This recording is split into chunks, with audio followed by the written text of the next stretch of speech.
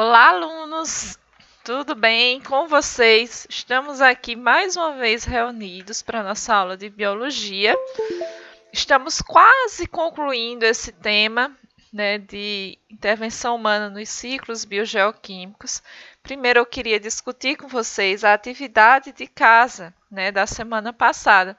Então, vocês tinham, um textinho aqui e iam ler o texto com atenção. Eu vi que alguns de vocês não conseguiram responder as perguntas corretamente, que era só tirar do texto, tá?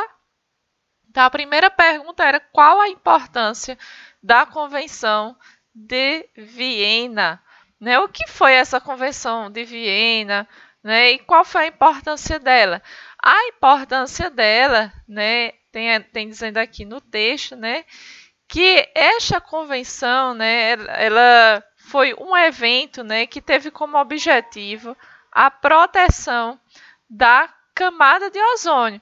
Então, essa reunião, esta convenção, enunciava uma série de princípios relacionados à disposição da comunidade internacional em promover mecanismos de proteção ao ozônio estratosférico, prescrevendo obrigações genéricas para os governos, para eles adotarem medidas jurídico-administrativas apropriadas para evitar tal fenômeno. Então, essa é a importância da Convenção de Viena.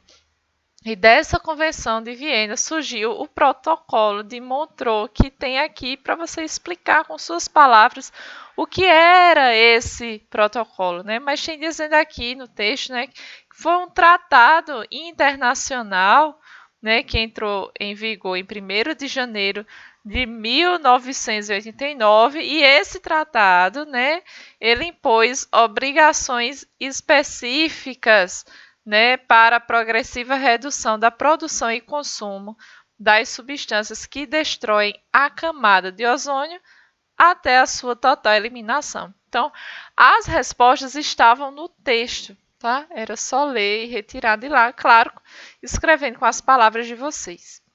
E na segunda questão e última, vocês iam marcar aqui a afirmação falsa, letra A. O ozônio que se encontra na estratosfera entre 15 e 40 km de altitude filtra parte dos raios ultravioletas emitidos pelo Sol. Sim, essa é verdadeira. Tá? A gente viu isso na aula passada, que a função da camada de ozônio é filtrar realmente esses raios ultravioletas. A molécula de gás ozônio é formada por 3 átomos de oxigênio? Sim, é o meu O3, tá verdadeira também. A letra C, o ozônio é bom para a saúde do ser humano mesmo quando ele respira? Não, Quando a gente respira, ele é tóxico, tá? Então, a falsa é a letra C, tá? A letra D está verdadeira também, que diz que a molécula de ozônio é desmontada quando ela reage com átomos de cloro. Sim, é isso que destrói a camada de ozônio, Então, aqui a letra C é a falsa. E hoje nós vamos discutir, sobre a interferência humana no ciclo do carbono, tá? Então, o ser humano interfere diretamente no ciclo do carbono, aumentando os gases, a produção de gases do efeito estufa, Acho que vocês já ouviram falar nesse tema, porque é um tema muito atual, é um tema que é sempre falado na mídia. O que é este tal de efeito estufa? Na verdade, o efeito estufa é um fenômeno natural que mantém a Terra aquecida em temperaturas ideais para que a vida se desenvolva. Tá? Como é que funciona isso? Tá? Então, a radiação solar aqui em A, ela atravessa a nossa atmosfera, que está aqui, tá? E esta radiação é absorvida pelo nosso planeta, mantendo ele aquecido, tá? Parte dessa radiação, aqui em B, uma parte dessa radiação, ela é refletida de volta para o espaço. E aqui em C, o que é que se diz? Parte da radiação infravermelha, que é calor, é refletida pela superfície da Terra, mas ela não consegue voltar para o espaço, ela fica presa aqui, né, na nossa atmosfera. Ela é absorvida pelos gases de estufa que envolve o planeta Terra, principalmente o gás CO2, o gás carbônico, tá? E aí, como este gás absorve este calor e mantém este calor preso aqui na atmosfera, ele é chamado de um gás de efeito estufa, tá? Esse gás é importante, né? Esse fenômeno é importante para manter a Terra aquecida, tá? O problema é quando a gente tem tanto gás carbônico aqui e outros gases, como nós vamos ver, né? Que aí a Terra ela começa a esquentar demais, tá? E esse aquecimento demasiado pode trazer algumas consequências para o nosso planeta, tá? Formando o que nós chamamos de aquecimento global, tá?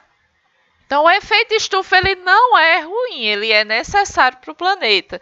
Quando é que ele passa a ser prejudicial para o planeta?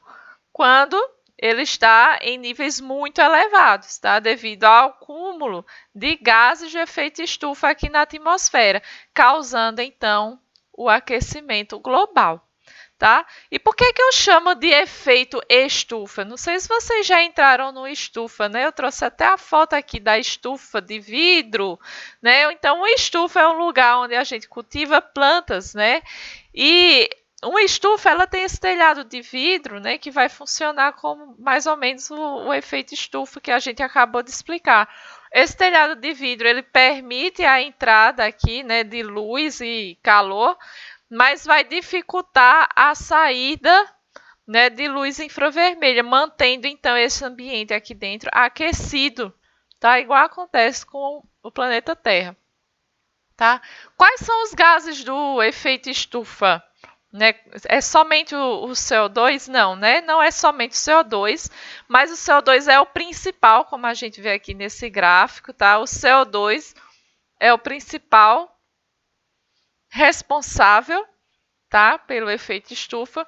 Nós também temos o CFC, tá? O CFC é também responsável, né, lá pela formação do buraco da camada de ozônio, como a gente viu. Né? Temos o óxido nítrico também e o gás metano, tá? O gás metano que é expelido pelos ruminantes, principalmente, tá? Ou seja, o boi, né? A vaca, né?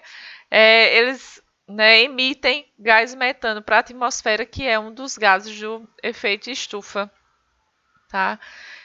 Quais as causas do aumento do efeito estufa, né, levando ao aquecimento global, né? Quais são as causas do aquecimento global? Né? Nós temos, né, emissão de gases, né, por chaminés de fábricas, o trânsito nas nossas cidades, né, que se tornou assim muito intenso nos últimos anos devido ao aumento da frota de veículos, né? Queimadas, né, também contribuem, né, para o aquecimento global. O desmatamento para a criação de gado, né, a própria criação de gado, né, é responsável, né, pelo aumento desses gases, né, o gás metano, no caso. E quais as consequências para o nosso planeta? Né? Se o planeta aquece demais, né, nós vamos ter o derretimento das calotas polares, interferindo no volume de água dos oceanos e também na vida dos animais, né, dessa parte do planeta, como o urso polar, né, ele acaba encontrando dificuldade, né, para sobreviver nesses ambientes. O aumento das queimadas naturais, né, devido à elevação das temperaturas. Também temos, né, a interferência, né, no clima, né, as variações climáticas, né, causando secas demasiadas ou enchentes. Tá? Então, essas alterações climáticas são bastante discutidas atualmente. Existem convenções, né? Existem congressos que discutem somente sobre esses temas, né? Buscando soluções, né, para o aquecimento global. E vocês, o que é que vocês acham? Né? Quais seriam as soluções? Né? O que nós poderíamos fazer, o que os nossos governantes poderiam fazer para reduzir esses problemas do aquecimento global. Pensa aí, tá?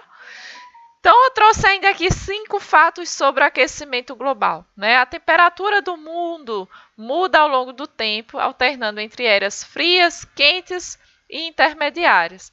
Por mais que existam mudanças naturais, os cientistas estão 95% certos que a temperatura mundial está subindo rapidamente graças à ação do homem, tá? Porque nós somos os grandes responsáveis por esse aumento acelerado das temperaturas, tá? A emissão de gases de efeito estufa aumentou a temperatura da Terra em 1 grau. Os gases são emitidos pela indústria e pelas queimadas. Impactos do aquecimento motivaram uma média de migração de 22,5 milhões de pessoas de 2008 a 2014, né, pelas alterações climáticas, né, e aí vai ter alteração também na agricultura, é claro, na disponibilidade de água. No Brasil, as mudanças climáticas ameaçam a agricultura e podem aumentar a disseminação de doenças como malária e dengue também, tá? Essas alterações climáticas trazem consequências que nós nem imaginamos, tá? Então, gente, gostaram da aula? Vamos lá para a nossa atividade agora, tá? Então, vocês respondam a atividade e na semana que vem a gente corrige. Boa semana para vocês, tá? Tchau, tchau.